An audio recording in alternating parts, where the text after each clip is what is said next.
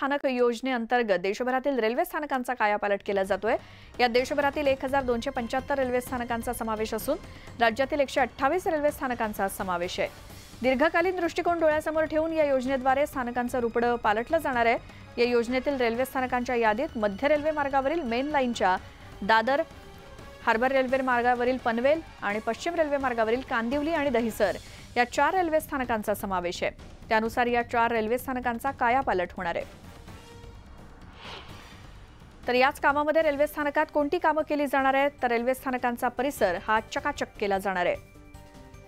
Business मीटिंगसाठी कार्यालयांचं विस्तारीकरण केलं जाणार आहे। इमारतीचं सौंदर्यीकरण, रेल्वे स्थानकाच्या इमारतीचं सौंदर्यीकरण आणि स्वच्छता केली जाईल।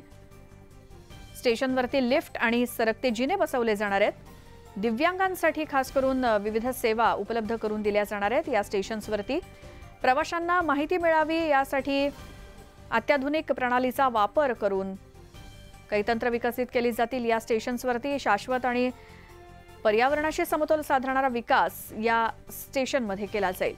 तर प्रतीक्षा सभागृह असेल किंवा रेल्वे स्टेशनवरती शौचालय बांधली जाणार आहेत। रेल्वे स्थानकाच्या आतील आणि बाहेरील भागाची स्वच्छता केली जाईल।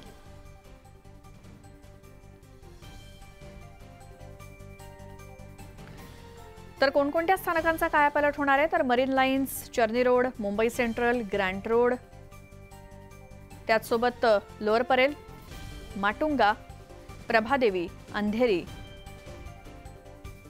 जोगेश्वरी, बोरिवली, मालाड, पालघर या स्थानकांचा कायापालट होणार आहे। पश्चिम रेल्वेवर तर सीएसएमटी, सँडस रोड, भायखळा, चिंचपोकळी, परेल, टिटवाळा, विद्याविहार, विक्रोळी, ठाणे, मुंब्रा, दिवा, ठाकुर्ली, तसंच कल्याण,